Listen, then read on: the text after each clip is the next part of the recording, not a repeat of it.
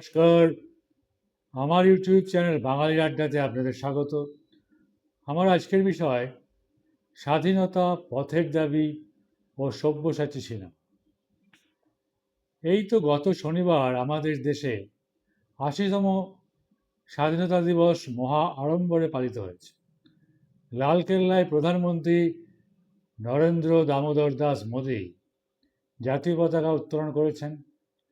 এমন পোশাক পরে মাথায় একটা পাগড়ি পরে এটা তিনি করলেন, আমার তো মনে হলো দেশে রাজতন্ত্র চলছে।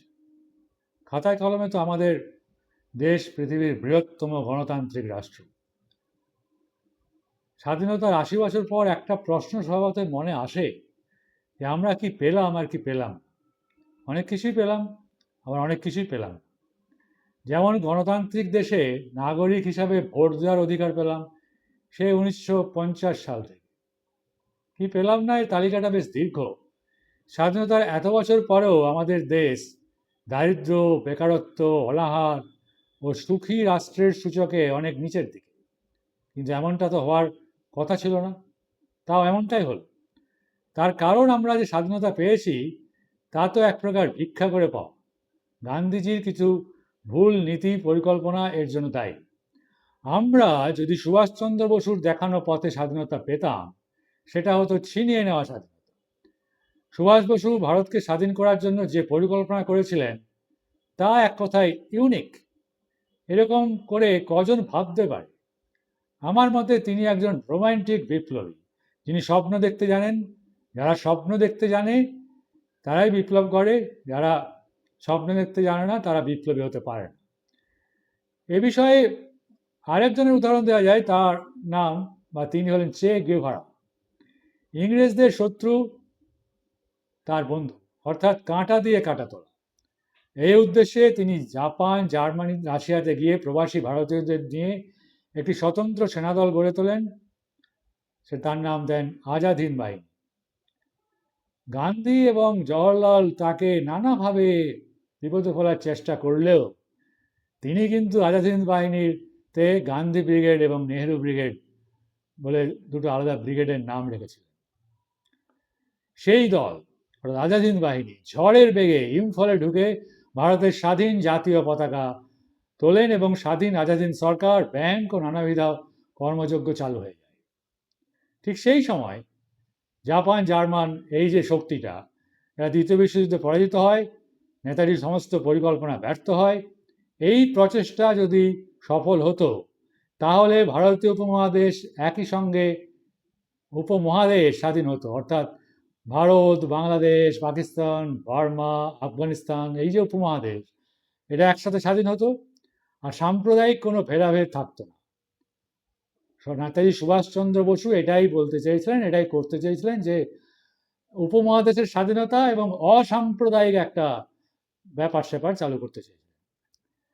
নেতাজির এই স্বপ্ন বাস্তবায়িত হলে যে জওহরলাল ও গান্ধীজি খুব খুশি হতেন তা নিশ্চয়ই নয়।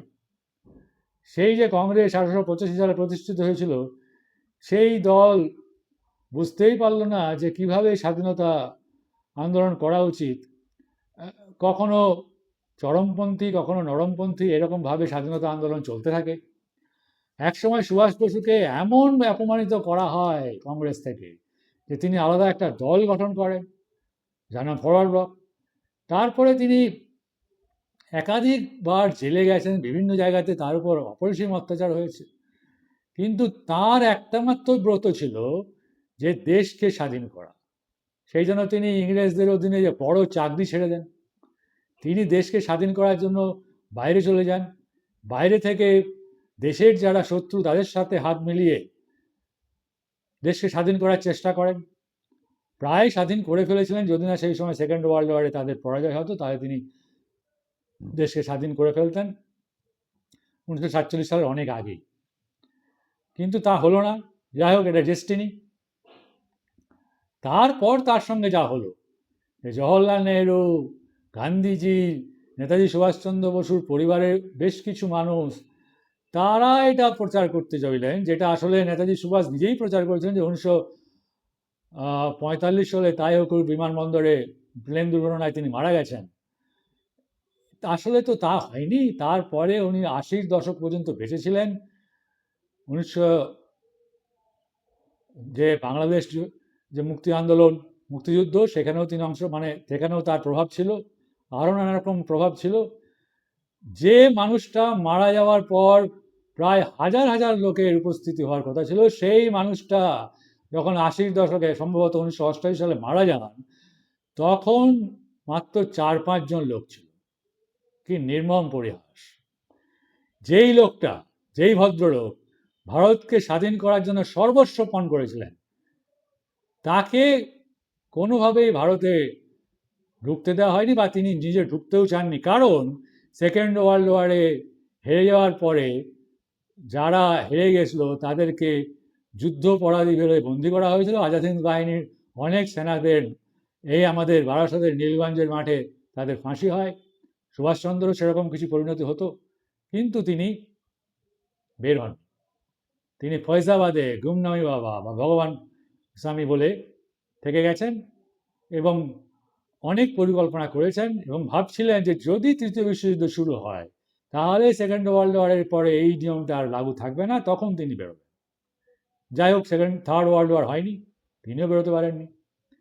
কিন্তু একটা কথা আমাদের মাথায় রাখতে হবে যে ভারত স্বাধীন হওয়ার পর আমাদের তখন ব্রিটিশ ইন্ডিয়ার তখন রাজধানী প্রথম কলকাতা। সেই কলকাতা রাজভবনে ব্রিটিশ প্রধানমন্ত্রী ক্লেমেন্ট এটলি এসেছিলেন। তাকে কোনো এক সাংবাদিক জিজ্ঞেস করেছিলেন যে আচ্ছা, আপনারা এরকম তাড়াহুড়ো করে চলে গেলেন কেন ২০০ বছর পরে? এত তাড়াহুড়ো করাটা কোনো মানেটা আমরা বুঝতে পারছি না। তখন তিনি বলেছিলেন যে আপনাদের এখানেই একজন বিপ্লবী আছেন, মিস্টার বোস। সেই মিস্টার বোসের ভয়েই আমরা চলে গেলাম। তাহলে নেতাজির অবদান যে কি, সেটা সেই নিয়ে বিভিন্ন চর্চা হচ্ছে, আরও হওয়া উচিত।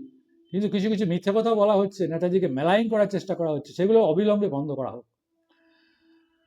এখন এই পথের দাবি প্রকাশিত হয় শরৎচন্দ্রের বই আকারে, প্রথম প্রকাশিত হয় ১৯৩৩ বঙ্গাব্দের ভাদ্র মাসে। প্রকাশক উমাপ্রসাদ মুখোপাধ্যায়, ছাপা হয়েছিল কটন প্রেস থেকে। মুদ্রাকর সত্যকিঙ্কর বন্দ্যোপাধ্যায়, দাম ৩ টাকা। এখন এই পথের দাবির প্রথম সংস্করণ মোট ৩,০০০ কপি ছাপানো হয়েছিল। বই হয়ে বেরোনোর সঙ্গে সঙ্গে সব কপি বিক্রি হয়ে যায়। প্রথম দিকে ইংরেজ কর্তৃপক্ষের উদ্দেশ্য ছিল, কি উদ্দেশ্য ছিল? বইয়ের লেখক, মুদ্রক ও প্রকাশক সকলকে শাস্তি দেওয়া। কিন্তু সেই সময়কার পাবলিক প্রসিকিউটর রায়বাহাদুর তারকনাথ সাধু এই কাজ থেকে কর্তৃপক্ষকে নিবৃত্ত করেন। তার চেষ্টায় শুধু বইটি নিষিদ্ধ করার উদ্যোগ নেওয়া হয়, বইটি নিষিদ্ধ হয়। এবং যখন কোনো বই নিষিদ্ধ হয় তখন যে সেটা আরও বেশি বেশি করে লোকে পড়ে সেটা ইংরেজরাও জানতো। বইটি প্রকাশিত হওয়ার পরই ট্রেগার্ড সাহেব চিঠি দেন মুখ্য সচিবকে। চিঠির সঙ্গে মূল বইয়ের আপত্তিকর অংশের পাতাগুলিকে ইংরেজিতে তর্জমা করে দেওয়া হয়। অন্তত ৫০টি পাতা ইংরেজিতে পাঠানো হয়েছিল। ট্রেগার্ড সাহেব চিঠির ধাক্কায় সরকারি মহলে তৎপরতা ছিল তুঙ্গে। মুখ্য সচিবের নির্দেশ মতো যাবতীয় কাগজপত্র পাঠানো হয় অ্যাডভোকেট জেনারেল ব্রজেন্দ্রলাল মিত্রের কাছে। পথের দাবি নিষিদ্ধ করার প্রক্রিয়া শুরু হলো অ্যাডভোকেট জেনারেল ব্রজেন্দ্রলাল মিত্রের নোট থেকেই। বলা যায় তার সেই নোট থেকেই ইংরেজরা পথের দাবি সম্বন্ধে শাস্তি বিধানের পথ নির্দেশ পেয়ে গেল। অ্যাডভোকেট জেনারেল তার নোটে অভিমত দিতে গিয়ে বলেন, এই বইতে নির্দিষ্টভাবে বিপ্লবের কথা প্রচার করা হয়েছে, ব্রিটিশ সরকারকে ঘৃণা করার বার্তাও পরিষ্কার। সুতরাং এই বই অবশ্যই ভারতীয় দণ্ডবিধির সেকশন 124, সেকশন 99A এই ধারায় অভিযুক্ত হওয়ার মতো। অ্যাডভোকেট জেনারেল নোট পেয়েও মুখ্য সচিব প্রেন্টিস সাহেব পুরোপুরি খুশি হননি। কারণ নোটের প্রথমাংশে বলা হয়েছিল যে শরৎচন্দ্র চট্টোপাধ্যায় বাংলার অন্যতম উপন্যাসী এবং তার বই অত্যন্ত জনপ্রিয়, ওর আগের উপন্যাসগুলিতে আপত্তিজনক কিচ্ছু নেই। তিনি তার মত জানিয়ে এক্সিকিউটিভ কাউন্সিলের সদস্য নওয়াব বাহাদুর আলী খায়ের কাছে চিঠি পাঠান। আলী সাহেব নোট নিয়ে জানালেন লেখক একজন বিশিষ্ট ব্যক্তি, তাই বিষয়টি বড়লাটের কাছে পাঠানো হয়। বড়লাট বইটি নিষিদ্ধ করার পক্ষে সবুজ সংকেত দেন। শেষ পর্যন্ত ১৯২৭ সালের ৪ই জানুয়ারি প্রেন্টিস সাহেব সরকারি হুকুমনামায় স্বাক্ষর করেন, পথের দাবি বাজেয়াপ্ত করা। এখন এই পথের দাবি অবলম্বনে একটি ছবি হয় ১৯৭১ সালে, ২১শে জানুয়ারি এই ছবিটি মুক্তি পায়। ছবির নাম সব্যসাচী, পরিচালক পীযূষ বসু। এটি একটি ক্লাসিক বাংলা রাজনৈতিক নাটক ও অ্যাকশন চলচ্চিত্র। অমর কথা সাহিত্যিক শরৎচন্দ্র চট্টোপাধ্যায়ের বিখ্যাত পথের দাবি উপন্যাস অবলম্বনে নির্মিত হয়। ছবিটির নাম ভূমিকায় অবিস্মরণীয় অভিনয় করেছেন মহানায়ক উত্তম কুমার। চলচ্চিত্রের পটভূমি ও কাহিনী ব্রিটিশ ভারতের পটভূমিতে তৈরি এই ছবিটির কেন্দ্রবিন্দুতে রয়েছে বিপ্লবী ও দেশপ্রেমী ডক্টর সব্যসাচী মল্লিক। সব্যসাচী ব্রিটিশ সরকারের বিরুদ্ধে লড়াইয়ের জন্য পথের দাবি নামে একটি গোপন বিপ্লবী দল গঠন করেন।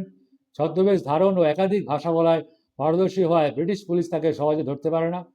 বিপ্লব সফল করতে জার্মানি থেকে অস্ত্র সংগ্রহের পরিকল্পনা এবং বার্মা, বর্তমানে মায়ানমারে অন্যান্য অঞ্চলে তার রোমহর্ষক যাতায়াত কাহিনীতে ফুটিয়ে তোলা হয়েছে। শিল্পী ও কলাকুশলী পরিচালক পীযূষ বসু, মূল লেখক শরৎচন্দ্র চট্টোপাধ্যায়, অভিনেতা অভিনেত্রী উত্তম কুমার, সব্যসাচী চরিত্রে সুপ্রিয়া দেবী, অনিল চট্টোপাধ্যায়, বিকাশ রায় ও তরুণ কুমার। সঙ্গীত পরিচালনা নিদান বন্ধু বন্দ্যোপাধ্যায় এবং খোদ মহানায়ক উত্তম কুমার। এটি ছিল তার সুরকার হিসাবে দ্বিতীয় ছবি। বিশেষ বৈশিষ্ট্য হল মূল্যায়ন শরৎচন্দ্রের রাজনৈতিক মতাদর্শ উপন্যাসের মূল সুর রূপালী পর্দায় সফলভাবে তুলে ধরার জন্য ছবিটি প্রশংসিত হয়। সব্যসাচী চরিত্রে উত্তম কুমারের তেজস্বী ও ক্যারিজমাটিক অভিনয় জন্য ছবিটি প্রশংসিত হয়। আজও বাংলা সিনেমার ইতিহাসে স্মরণীয় হয়ে আছে। ব্রিটিশ ঔপনিবেশিক শাসনের বিরুদ্ধে বিপ্লবীদের আত্মত্যাগ ও সাহসিকতার এক অনন্য দলিল হিসাবে এই চলচ্চিত্রটি বক্স অফিসে সফলতা অর্জন করেছে। এই চলচ্চিত্রটির মূল চরিত্র সব্যসাচী মল্লিক আসলে যে নেতাজি সুভাষচন্দ্র বসু, সেটা বুঝে নিতে বা কারোর অসুবিধা হওয়ার কথা নয়। কোনো দর্শকের সেটা বুঝতে অসুবিধা হয় না, কারণ সুভাষচন্দ্র বসু বিভিন্ন ভাষা জানতেন, বিভিন্ন ছদ্মবেশ ধারণ করে ভারতের স্বাধীনতার জন্য লড়াই করেছিলেন। শেষ রক্ষা হয়নি, কিন্তু করে তো ছিলেন, এবং যেভাবে করেছিলেন সেই রোমান্টিক পথ, সেই মানে বলা যেতে পারে যে চিন্তার সেই অনন্য সাধারণ ভঙ্গি আজ পর্যন্ত আর কারোর মধ্যে দেখা গেল। একমাত্র রোমান্টিক বিপ্লবী নেতাজি সুভাষচন্দ্র বসু। তাকে সামনে রেখে, তার কাহিনীকে সামনে রেখে যেমন শরৎচন্দ্র পথের দাবি উপন্যাসটি লিখেছিলেন, তেমনি পীযূষ বসু এই সব্যসাচী ছবিটি করেছিলেন। অসংখ্য ধন্যবাদ, অসংখ্য শ্রদ্ধা শরৎচন্দ্র চট্টোপাধ্যায় এবং পীযূষ বসুকে। আর নেতাজিকে তো শ্রদ্ধা জানানোর কোনো ভাষা নেই, কিন্তু যেভাবে নেতাজিকে আর মেলাইন করার চেষ্টা করা হয়েছে, তার বিরুদ্ধে অবশ্যই আমি বলবো যে সেটা করা একদমই ঠিক নয়। আপনারা ভাবুন, সাধু সাবধান, যে নেতাজি সুভাষচন্দ্র বসুকে অপমান করবেন না, সেটা দেশের অপমান, জাতির অপমান। এখন এই ভিডিওটি যদি আপনাদের ভালো লেগে থাকে, তাহলে আমার ইউটিউব চ্যানেল বাঙালির আড্ডা আপনারা সাবস্ক্রাইব করুন, শেয়ার ও কমেন্টও করতে পারেন।